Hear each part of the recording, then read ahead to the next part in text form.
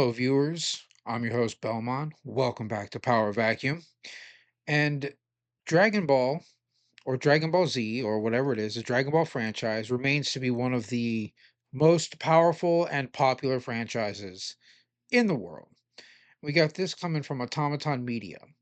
Dragon Ball is Bandai Namco's best selling IP this year, with sales almost doubling thanks to Dragon Ball sparking zero success. That's some Goku doing some Kamehameha right there. Bandai Namco Holdings revealed today that Dragon Ball has been their top selling IP over the last 9 months, April 1st to December 31st, 2024, breaking previous quarterly records for the franchise. In a truly Super Saiyan worthy feat, Dragon Ball related sales totaled 143.3 billion yen for the 9 month period, which is a 44.3% increase compared to the same period last year. Moreover, the third quarter alone, October through December 2024, accounted for 67.7 billion yen in sales.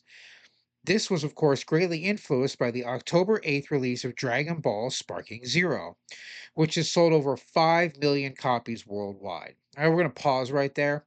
5 million copies since October 8th. That's basically the whole month of October. So you got October, September. I fucked that up. Not September. September comes before October. October, November, December, January, and February. That's 5 months, basically, right? It's been out almost 5 months. We're a few days away from February 8th. In less than 5 months, but we'll just go ahead and round up for whole number purposes. That's a million copies a month. 5 million copies in less than 5 months.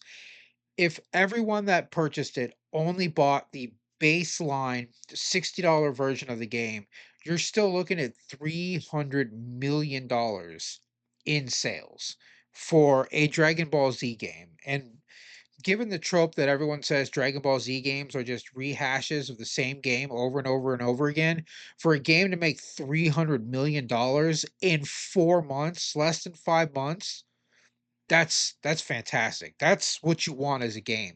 Because that even if your sales drop 50% over the next 4 months, you're looking at another 150 million. And then let's say they drop another 50% over that. So in the year, you're still going to have made around 525 to 550 million dollars. $500 million off of a game is the target market. Like that's what you want as a game company. You want to make that kind of money off of every title if possible. It's not, but that's like super, that is fantastic news for them. Other DB related income also contributed, including revenue from Dragon Ball smartphone games such as Dragon Ball Legends, trading cards, and figures. Trading cards?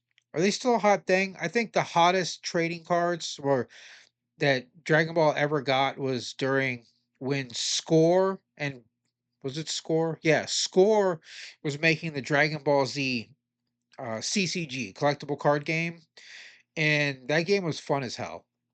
One of the best card games, one of the best adaptations of an anime into a card game. Loved it so much. When Panini bought it, it went straight to shit. They tried to make it Naruto Part 2 because they had skated off of Naruto. They should have just reincorporated the original rules and made the game what it was before.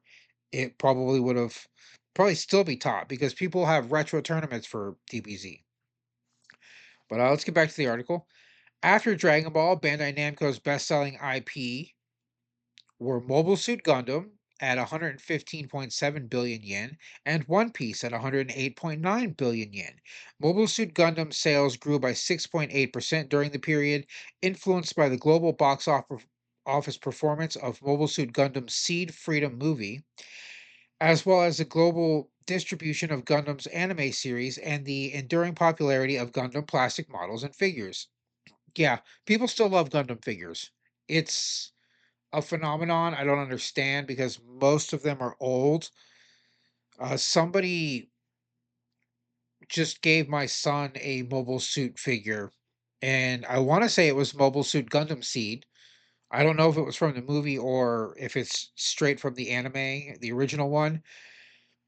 But yeah, I just went into his room one day. He lives somewhere else. He's an adult, grown, whatnot.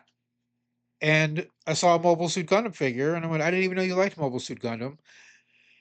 And he was like, "I don't, but my friend gave me the figure, and I thought it was super cool."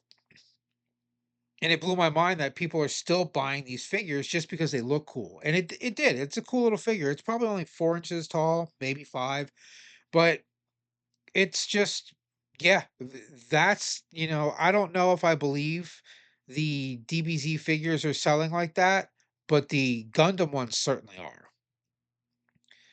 are. Plastic model kits indicating just how sought after they are. Yeah, it was a kit. He had to assemble it. One Piece sales grew 29.1% year on year to 108.9 billion yen. Again, strong sales of IP related goods in the toys and hobby sector, such as figures and trading cards, as well as smartphone game earnings, contributed to this increase. It was worth noting that Dragon Ball, Mobile Suit Gundam, and One Piece are all major IPs that have been around for decades and have built up multi generational fan bases both at home and abroad.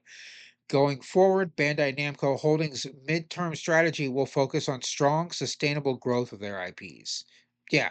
One, I didn't even know Bandai owned all three of these, and the fact that they do is pretty insane. One Piece and DBZ are two of the biggest animes in the world. If you were to rank the top 10, I guarantee, and Gundam, all three of these would be in the top 10. And for one company to like hold those IPs, the fervor for One Piece was at its peak probably about 8 years ago, and it re-skyrocketed with the Netflix release of the live adaptation because the original writer came in and said, "Hey, we're going to do this properly. We're going to do this true. It's going to be a real adaptation." And I've heard nothing but rave reviews. I don't have Netflix, so I haven't watched it yet.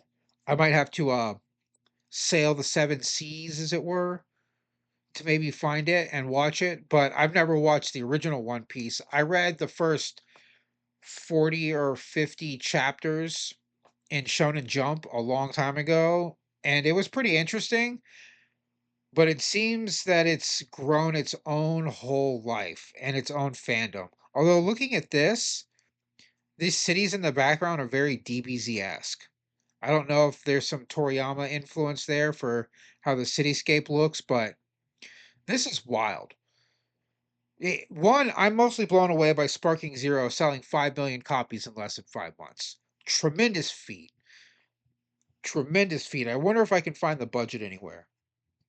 Let's see. DBZ Sparking.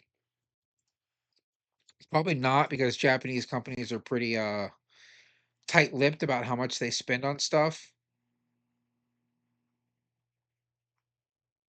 That's how much it costs to buy. I don't care about that. But yeah, $60. So 60 to 70 for the full game. I'm just estimating that everyone only bought the $60 version and they're already at $300 million in sales. And again, if their sales progressions 50% reduction over every 4 month period up to the year, which would be 3 periods, you're looking at around 525 to $550 million in sales from one game for Bandai Namco. Wild. I wonder what the conversion is. Let's look up the conversion real quick. 143 billion yen in dollars.